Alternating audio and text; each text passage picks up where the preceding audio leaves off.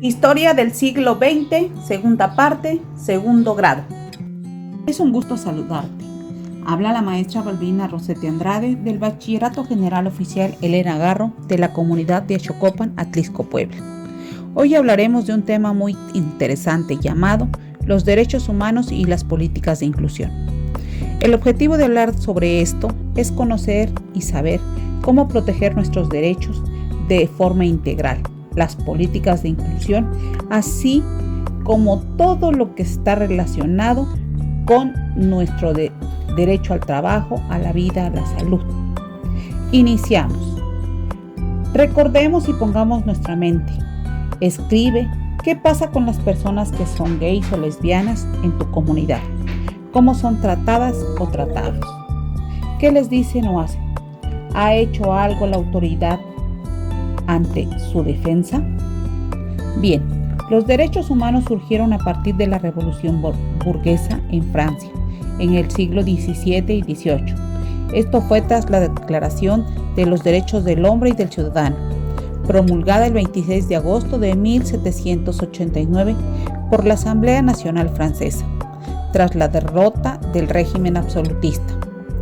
Después de la Segunda Guerra Mundial y para respetar los derechos de aquellos que sufrieron durante la guerra y evitar nuevos confrontamientos entre potencias y ser violados sus derechos, surge la necesidad de crear un organismo de paz.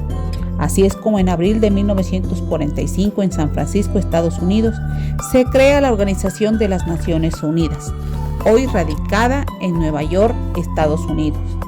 Y 3 años más tarde, sus miembros aprueban la Declaración de los Derechos Humanos, conformada por 30 apartados, y cuya función principal es regular los derechos humanos mínimos que cada Estado debe garantizar a los individuos.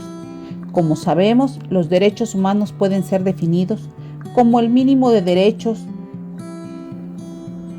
que los Estados deben promover, proteger y garantizar para que su población logre su pleno desarrollo como personas. Estos van desde el derecho a la vida, al trabajo, a la salud, a la vivienda, a la educación, la reproducción y la ejecución, entre otras. Sus fundamentos se basan en los siguientes principios. La universalidad corresponde a todas las personas sin distinción alguna, sin discriminación de raza. Interdependencia.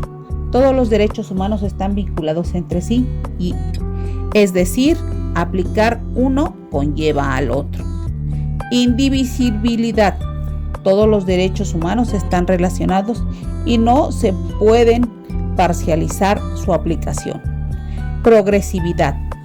Una vez establecidos los derechos o positivados en las constituciones nacionales, deben ser instrumentados de manera cada día más eficaz, es decir, con la creación de instituciones reguladoras y mecanismos legales para su protección y garantía. Todo derecho está regulado y pactado en tratados internacionales. Cuando hablamos de las políticas de inclusión es porque buscan lograr que todos los individuos o grupos sociales, sobre todo aquellos que se encuentran en condiciones de marginación o vulnerabilidad, pueden tener los mismos derechos y oportunidades para lograr su realización como individuos, y de esta forma puedan participar y beneficiarse de todos los derechos y políticas que el Estado establece. Un ejemplo, no por ser gay o transexual no tenga derecho a obtener un empleo digno y bien remunerado, si tengo la capacidad de desempeñarlo con eficacia. Un ejemplo claro es que en México, a partir del 2011, establece en su Constitución, en su artículo 1, en los Estados Unidos mexicanos, todas las personas gozarán de los derechos reconocidos en nuestra Constitución y en los tratados internacionales, de lo que el Estado mexicano sea parte, así como las garantías para su protección, cuyo ejercicio no podrá restringirse ni suspenderse, salvo en los casos y bajo las condiciones que esta Constitución establece.